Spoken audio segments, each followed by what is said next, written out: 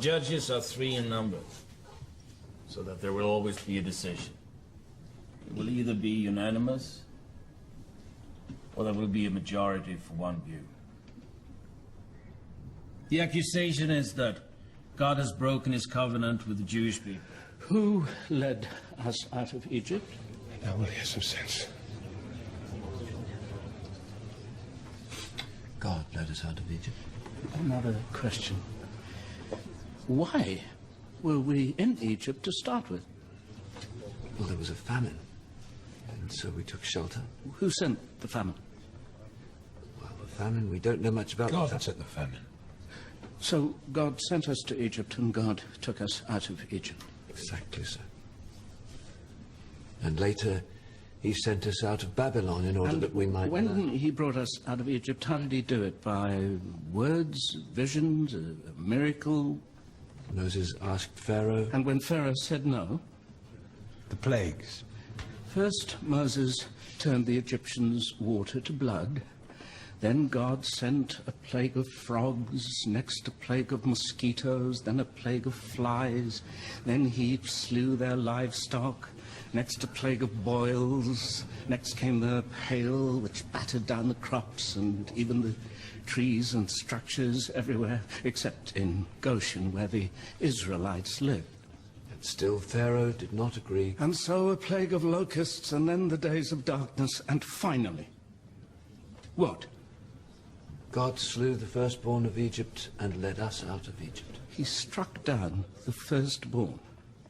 From the firstborn and heir of Pharaoh to the firstborn of the slave at the mill, he slew them all. Did he slay Pharaoh? No, I don't think so, because later...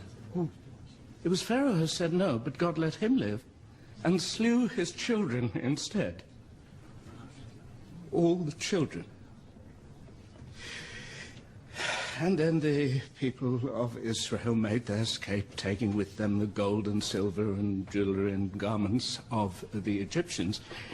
And then God drowned the soldiers who pursued them. He did not close the waters up so that the soldiers could not follow. He waited till they were following, and then he closed the waters. And then what? Then the desert, ultimately the promised land.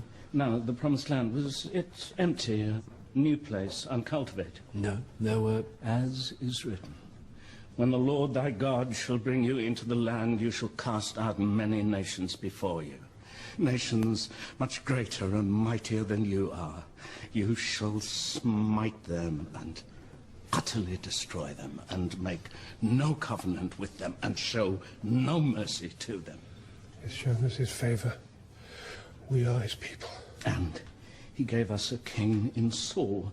Now, when the people of Amalek fought Saul's people, what did the Lord God command? I ask the scholar. Crush Amalek, put him under the curse of destruction. Was Saul to show mercy, to spare anyone? Do not spare Do him. not spare him, but kill. Kill man and woman, babe and suckling, ox and sheep, camels and donkey. So Saul set out to do this, and on the way he met the Kenites. Now these were not Amalek's people. He had no quarrel with them. He urged them to flee. And the Lord our God, was he pleased by the mercy of Saul, by the justice of Saul? No, he wasn't. And when Saul decided not to slaughter all the livestock, but to take it to feed his people, was God pleased by his prudence, his charity? No. No, he was not. He said, you have rejected the word of Adonai, therefore he has rejected you as king.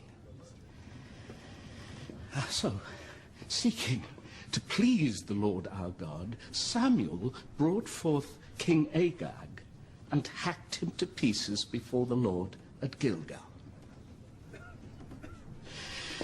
After Saul there came David, who took Bathsheba, the wife of Uriah the Hittite, to himself by arranging to have Uriah killed, against the wishes of God. Did God strike David for this? In a manner of speaking. Did he strike Bathsheba? In the sense that when they had... Adonai said, since you have sinned me, the child will die. You asked earlier who punishes a child. God does. Now, did the child die suddenly, mercifully, without pain? In chapter 12 we learned that in actual fact... 7 days. 7 days. That child spent dying in pain, while David wrapped himself in sack and ashes and fasted and sought to show his sorrow to God. Did God listen? The child died. Did that child find that God was just? Did the Amalekites think that Adonai was just? Did the mothers of Egypt, the mothers, did they think that Adonai was just? But Adonai is our God, surely. Oh, what, did God not make the Egyptians? Did he not make their rivers and make their crops grow? If not him, then who? What, some other God? And what did he make them for? To punish them? To starve, to frighten, to slaughter them? The people of Amalek, the people of Egypt, what was it like for them when Adonai turned against them? It was like this.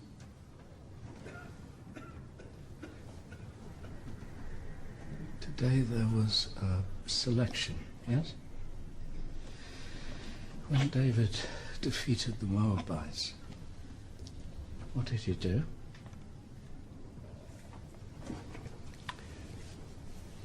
He made them lie on the ground in lines, and he chose one to live and two to die.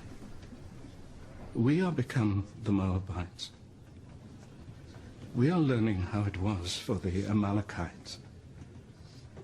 They faced extinction at the hand of Adonai. They died for his purpose. They fell as we are falling. They were afraid as we are afraid.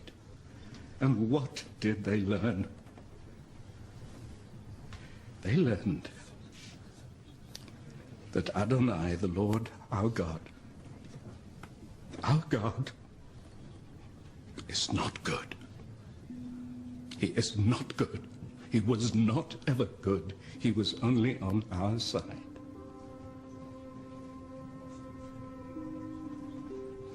God is not good. Oh, at the beginning, when he repented that he had made human beings and flooded the earth. Why?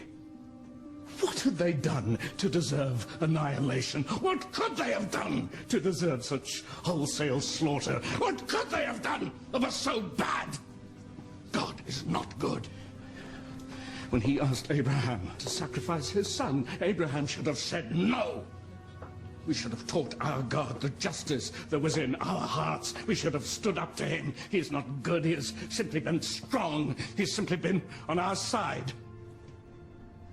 When we were brought here, we were brought by train. A guard slapped my face. On their belts, they had written, Gott mit uns. God is with us.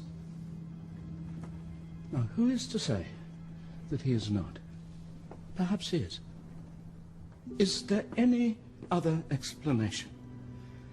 What do we see here? His power, his majesty, his might, all these things, but turned against us.